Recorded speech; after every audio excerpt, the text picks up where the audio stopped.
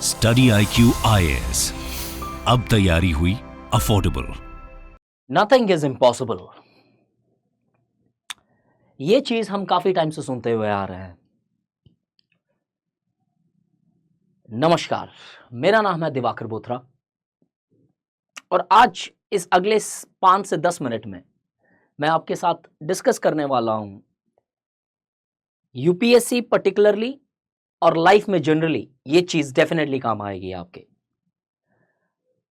Continuous basis पे regularly हम सुनते हैं nothing is impossible, nothing is impossible. अगर नथिंग इज इम्पॉसिबल है तो आप 3 इडियट्स के उस सीन के अंदर जाओ जहां पे राजू रस्तोगी टूथपेस्ट से पेस्ट निकाल के आपको बोलता है कि अगर नथिंग इज इम्पॉसिबल तो ये टूथपेस्ट इसके अंदर वापस डाल के दिखाओ। Impossible exist.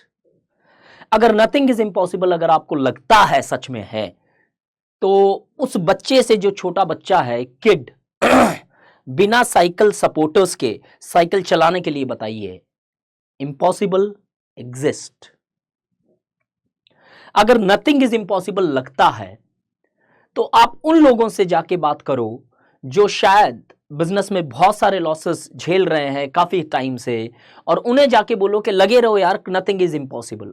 They will give you the right answer कि सच में नथिंग इज इम्पॉसिबल और डज द इम्पॉसिबल एग्जिस्ट। अगर मैं पर्सनली बताऊं तो हां, मुझे लगता है नथिंग इज इम्पॉसिबल प्रोवाइडेड एक कंडीशन सैटिस्फाई होना चाहिए। वो कंडीशन क्या है? Only if you know the right technique. अगर आपको किसी भी चीज को करने की अगर राइट टेक्निक पता है तो यस, नथिंग इज इम्पॉसिबल। क्यों? बिकॉज वो टूथपेस्ट जो राजू रस्तोगी बोल रहे थे कि इम्पॉसिबल है उसमें डालना, वो जो टूथपेस्ट कंपनीज है वो भी तो कर रही होगी ना ये चीज, और शायद वो किसी और ढंग से भी करे, लेकिन हो सकता है कल एक ऐसा औजार या ऐसी मशीन या ऐसी टेक्निक बनाई जा सकती है कि वो टूथपेस्ट फिर डाल दिया जाए उसके अंदर।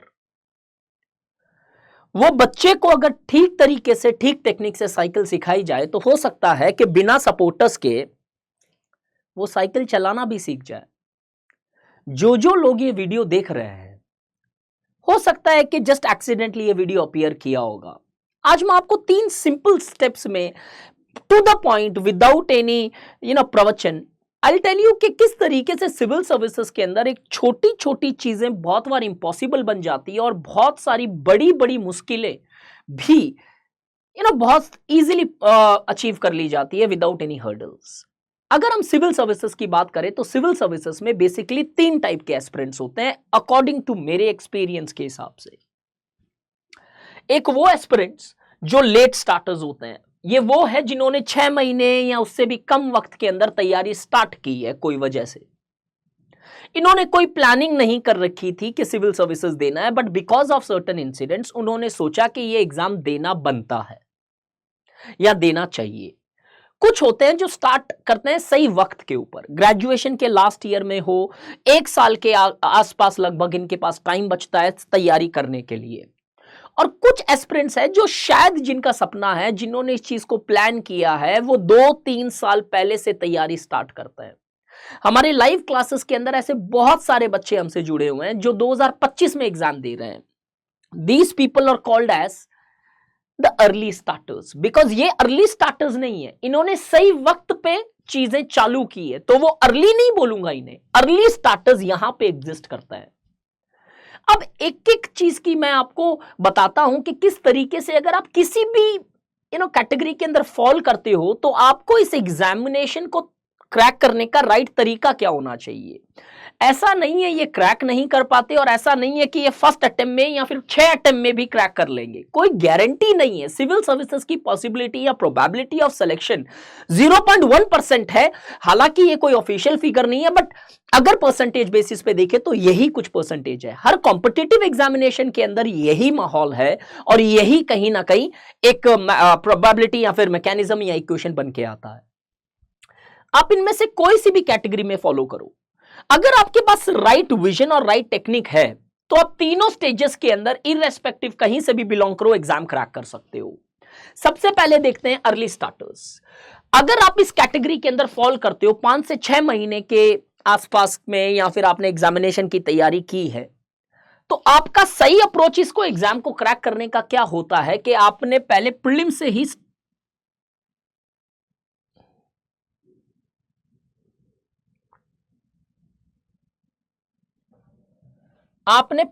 स्टार्ट किया।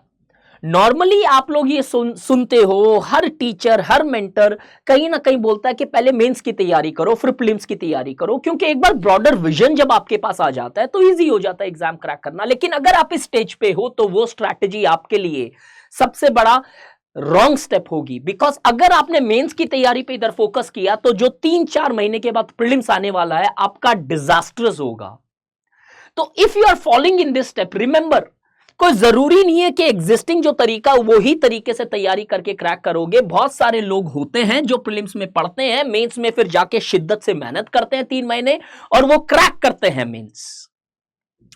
और अगर आप टाइमली स्टार्टर्स हो तो सबसे बेस्ट तरीका होता है इनके लिए कि पहले अपने ऑप्शनल के ऊपर कमांड हासिल करो, फिर जाके मेंस की तैयारी करो। तो लेट्स अज्यूम अगर आपको 2024 में एग्जामिनेशन देना है तो अभी से आपने ऑप्शनल की तैयारी चालू की, लगभग जून जुलाई तक ऑप्शनल कंप्लीट किया, जुलाई के बाद से जीएस मेंस पे फोकस किया, साथ ही साथ में ऑप्शनल की आंसर राइटिंग प्रैक्टिस होती गई। तो बाई नवंबर और दिसंबर आपने जीएस मेंस भी कवर कर लिया है, ऑप्शनल की आंसर राइटिंग प्रैक्टिस और एक रिवीजन भी हो गई है। जब जनवरी में आते हो तो आपने इसकी आंसर राइटिंग प्रैक्टिस और रिवीजन चालू की, इसको आधा आधा एक घंटा पढ़ा ताकि आपका वो एक फेमिलियरिटी डेवलप होता रहे और इसके ऊपर एक्सेसिवली फोकस होने लगा। अब ये प्रीलिम्स आसान क्यों हो जाता है जनवरी से, क्योंकि जो मेंस का पार्ट है वो आपने बहुत अच्छे से कवर कर लिया है और प्रीलिम्स के अंदर बहुत सारी चीजें समान है। तो एक बहुत अच्छा सा अप्रोच होता है। लेकिन यहां पे भी स्टूडेंट्स मिस्टेक करते हैं कि आप ऑप्शनल की तैयारी अक्टूबर में स्टार्ट करते हो और जिसके कारण अक्टूबर से 5 महीने के लगभग अराउंड ऑप्शनल चलता है और आपके ऊपर प्रेशर आने लगता है। फेब में ऑप्शनल की क्लासेस छोड़ देते हो, पीटी में चालू हो जाते हो और आपका वो 1 साल जो बहुत अच्छा टाइम था आपके पास लिटरली वेस्ट कर दिया आपने रॉन्ग स्ट्रैटेजी और रॉन्ग तरीकों के कारण। आप में से बहुत लोग जो ये देख रहे हैं शायद ये फील कर रहे होंगे। एक होता है अर्ली स्टार्टर्स। अर्ली स्टार्टर्स में सबसे बेस्ट, जैसे 2025 में आपको एग्जाम देना है, आपने 2023 से चालू की तैयारी। अब इसके अंदर क्या होता है कि आपको लालच आने लगता है, मैं ये भी किताब पढ़ लूं, मैं ये भी किताब पढ़ लूं, मैं ये भी किताब पढ़ लूं। और एक ह्यूमन टेंडेंसी है कि हम सबसे पहले क्या होता है कि एक डिफिकल्ट सोर्स उठा लेते हैं ताकि क्यों इससे कवर हो जाएगा। ये गलती मत करो यार, लिटरली ये गलती मत करो। बिकॉज अफ्रीकन प्रोवर्ब है, जिस चीज पे तुम स्लो हो, the things on which you are slow today are the only things upon which you can run tomorrow. ये हमेशा याद रखना सिविल सर्विसेज की तैयारी के अंदर। After a long experience I am saying you as a big brother और as a mentor, GS की तैयारी पहले 1 साल करनी चाहिए। तो लेट्स सी 2023 पूरा का पूरा जीएस की तरफ फोकस होना चाहिए। ऑप्शनल अगर इंक्लूड कर लो और मैनेज कर पाओ, अगर आप फुल फ्लेजली सिर्फ तैयारी कर रहे हो, कोई जॉब नहीं कर रहे हो या फिर कोई फाइनल ईयर में हो, अगर सिर्फ, तो जीएस और ऑप्शनल कर सकते हो। लेकिन मेजर फोकस आप जीएस पे रखो ताकि जनरल स्टडीज का ओवरऑल बहुत अच्छा सा नॉलेज आपको हो जाए। History, polity, geography, economics, current affairs, conceptual aspects. 2024 में आपने ऑप्शनल सेलेक्ट किया, लेट्स अज्यूम फरवरी मार्च में आप ऑप्शनल पढ़ना स्टार्ट करते हो, तब तक मैं ये मान के चलता हूं कि इस फरवरी से लेके अगले फरवरी तक आपने जीएस को बहुत होलिस्टिकली अच्छे से पढ़ा। उसके बाद आप ऑप्शनल की तैयारी करते हो तो लगभग 2024 के जून जुलाई तक आपका ऑप्शनल खत्म, आपका जीएस बहुत अच्छे से खत्म किया, 1 साल दिया है आपने उसको। तो जून और जुलाई 2024 में आप उस पोजीशन पे खड़े हो कि जीएस का बहुत अच्छा अंडरस्टैंडिंग है, ऑप्शनल की बहुत अच्छी ग्रिप आ गई है 5 से 6 महीने में। और अब जब जुलाई 2024 आता है तो उस टाइम आप क्या स्टार्ट करते हो, दोनों की आंसर राइटिंग प्रैक्टिस स्टार्ट कर देते हो एक रिवीजन के तौर पे। रिवीजन भी होती रहती है, राइटिंग भी होती रहती है। तो अगले 6 से 7 महीने, जुलाई से लेके दिसंबर तक, लेट्स अज्यूम आप पूरे के पूरे सिलेबस पे आंसर राइटिंग कर चुके हो, उसको रिवाइज कर चुके हो मल्टीपल टाइम्स, उसे लिख चुके हो, मिस्टेक्स जान चुके हो और सुधार चुके हो। और फिर 2024 के दिसंबर से या फिर 2025 के जनवरी से अब वहां पे खड़े हो जहां पे आपको ज्यादा कुछ कवर करना नहीं है और यहां से फुल फ्लेजली स्पेसिफिक पीटी फोकस पे आ जाते हो और यहां पे आपकी जर्नी बड़ी स्मूथ हो जाती है। बिकॉज चीजें पढ़ रखी है, चीजें लिख रखी है, चीजें रिवाइज कर रखी है। तो इसके कारण हम देखते हैं जो 2 साल के अटेम्प्ट, 2 साल का टाइम लेके चलते हैं, उनको कितने एक इजी तरीके से एक बहुत कॉम्प्लिकेटेड एग्जाम के अंदर सक्सेस मिल सकती है। अब अगर हम देखें कि अर्ली स्टार्टर्स को करना क्या चाहिए, सबसे पहले बेसिक्स, बिलीव मी ये सिर्फ बेसिक नहीं है, ये एक रॉन्ग अंडरस्टैंडिंग है, यही शायद अपने आप में सफिशिएंट सोर्स है। एटलीस्ट 6 से 7 महीने आप इसको तैयार करोगे। साथ ही साथ में आपको चीज क्या करनी है, प्रीवियस ईयर्स क्वेश्चंस देखते चले जाना है, यहां पे प्रीलिम्स के भी, प्रिलिमिनरी टेस्ट प्लस मेंस के भी, ताकि आपको आइडिया रहे कि किस तरीके से किसी टॉपिक पे क्वेश्चंस पूछे गए हैं। फिर कुछ सेलेक्टेड रेफरेंस सोर्सेज आप पढ़ोगे, जैसे ही आपने एक बेस बहुत स्ट्रॉन्ग कर लिया है, फिर ये रेफरेंस सोर्सेज हम पढ़ेंगे। उसके बाद आंसर राइटिंग हम करेंगे, और इसके साथ साथ उसी दौरान ऑप्शनल तैयार हो रहा होगा, तो जीएस की आंसर राइटिंग चल रही होगी, फिर ऑप्शनल की तैयारी चल रही होगी। 50-50% टाइम या 70 और 30, 70 इधर 30% इधर दिया जाएगा इस फेज में जब आप आओगे। और एक बार जब ये पूरी साइकिल यहां तक कंप्लीट हुई, तो उसके बाद आप आंसर राइटिंग की प्रैक्टिस करोगे और साथ ही साथ में जीएस को रिवाइज करते हुए चलोगे। और उसके बाद 2025 में टेक्निकली आपका 2024 के जुलाई से आपका रिवीजन चालू हो जाता है, और बाद में 2025 जनवरी से आप कंप्लीटली पीटी मोड पे आ जाते हो। तो अगर आप में से कोई भी ऐसा स्टूडेंट जो सिविल सर्विसेज की तैयारी की तरफ टिल्टेड है, या इसने प्लान या मन बना लिया है कि मुझे एग्जाम देना है, तो at Study IQ for the first time we are launching our 2 years program। हमने 1 साल के अंदर काफी लॉरेल्स अचीव किए हैं, काफी एक बेंचमार्क सेट किया in the preparation of civil services, और first time we are coming out with 2 years preparations on the demand of students, as many of the students largely felt that कि उनके लिए शायद वहां पे वैक्यूम है, वो तैयारी नहीं कर पा रहे हैं। तो 2025 के लिए we are actually launching our batch 1, और इस बैच ये स्टडी आईक्यू, ऐसे बहुत सारी ऑर्गेनाइजेशन है जो आपको ये कोर्स दे रही है। इससे क्या फायदा होने वाला, कैसे हम डिफरेंट है? Yes, we are different in almost every sphere. Majority of the organisation जिसके अंदर आप ऑनलाइन तैयारी करते हो, उस तैयारी के अंदर जो डाउट्स पूछे जाते हैं वो चैट के थ्रू होते हैं, और उसमें बहुत वक्त लग जाता है, एक रिडंडेंट हो जाता है, आपको मोनोटोनस लगने लगता है, बोर लगने लगता है। लेकिन यहां पे हम लाइव डाउट सेशंस लेते हैं, जहां पे हम वार्तालाप करके आपके डाउट सॉल्व करते हैं। डेडिकेटेड आंसर राइटिंग सेशंस है। कुछ फीचर्स अगर मैं आपको बताऊं, तो सिलेक्शन के लिए जो जो चीजें हैं वो सारी इस कोर्स में इंक्लूडेड है। पहले स्टार्टिंग में हम अवेयरनेस डेवलप करते हैं। किसी भी चीज को स्टार्ट करने से पहले उसको बहुत अच्छे से जानना जरूरी होता है। तो पूरी अवेयरनेस के लिए हम 15-20 दिन देते हैं। सिलेबस डिटेल में डिस्कस किया जाता है, सिलेबस के इंटीग्रेशंस डिस्कस की जाती है, रेफरेंस सोर्सेज डिस्कस किए जाते हैं, आपकी स्ट्रैटेजी डिस्कस की जाती है, और तब ये आप रेडी हो जाते हो। तब हम स्टार्ट करते हैं बेसिक से। और बेसिक का मतलब क्या है? हर कोई बोलता है फाउंडेशन स्ट्रांग होनी चाहिए, लेकिन यार कोई बताता नहीं है फाउंडेशन क्या क्या बोलता है। एनसीईआरटी पढ़ लो। यही एनसीईआरटी आप भी पढ़ रहे हो, यही एनसीईआरटी मैं भी पढ़ रहा हूं, यही एनसीईआरटी 100 लोग और भी पढ़ रहे हैं, लेकिन जो निकाल पा रहे हैं वो बहुत अलग अलग तरीके से निकाल पा रहे हैं हम इसके अंदर। क्यों? हमारा नजरिया अलग है। तो हम ये बेसिक से स्टार्ट करते हैं। सोर्स बेसिक है, लेकिन जो पर्सपेक्टिव्स आपको मिलेगा वो मोर देन एक्सपर्ट होगा, because we the people who are teaching at Study IQ have experience of phenomenal multiple interviews, worked at multinational companies, Fortune 500 companies, and in this circumstances we see that we start from the basics but give you the opinion or make you understand those basics from a manner in which you can even compete with the experts. फिर हम आपका content और enrich करते हैं, current को integrate करके, reference sources को integrate करके, and various other aspects. Continuous mentorship मेरे हिसाब से civil services specifically 2 years programme के अंदर सबसे इंपॉर्टेंट चीज है। ये क्यों है सबसे इंपॉर्टेंट? 2 साल का प्रोसेस बड़ा लॉन्ग होता है यार, स्ट्रेस आती है, थोड़ी सी मेच्योरिटी रहती है जब स्टार्ट करते हैं, रॉन्ग स्ट्रैटेजी की तरफ जा सकते हो।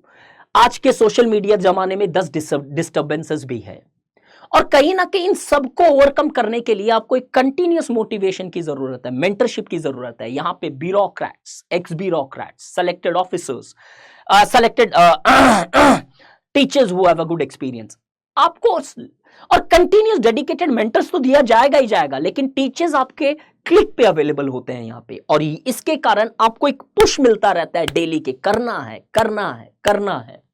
और rigorous answer writing, rigorous and effective answer writing पे हमारी ऑर्गेनाइजेशन फोकस करती है, बिकॉज आंसर राइटिंग तो हर कोई कर रहा है। इफेक्टिव आंसर राइटिंग वो होता है कि एक बार आंसर लिखा तो आपको पता रहे उस आंसर को रिप्रोड्यूस कैसे करना है, रट्टा मार के नहीं, समझ के, स्ट्रक्चर्स बना के। All these things are basic prerequisite for your examinations, और हर चीज इस कोर्स के अंदर आपको अवेलेबल होगी।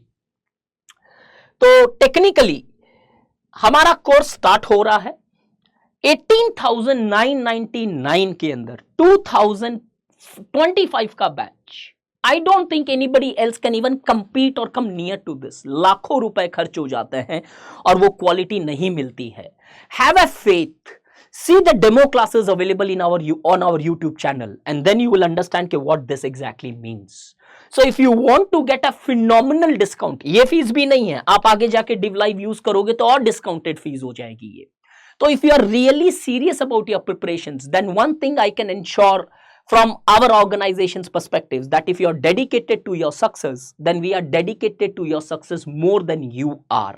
And I can give that in writing, that all the mentors here are absolutely dedicated to your success. So if you are serious on preparing and cracking this, see we are not sure कि crack के साथ ये भी थोड़ा सा luck है, लेकिन हम लक पे नहीं खेलते हैं, हम एक्सपर्टाइज पे खेलते हैं। एटलीस्ट आपको इतना तैयार कर दिया जाए कि आपका इंटरव्यू कभी मिस नहीं हो।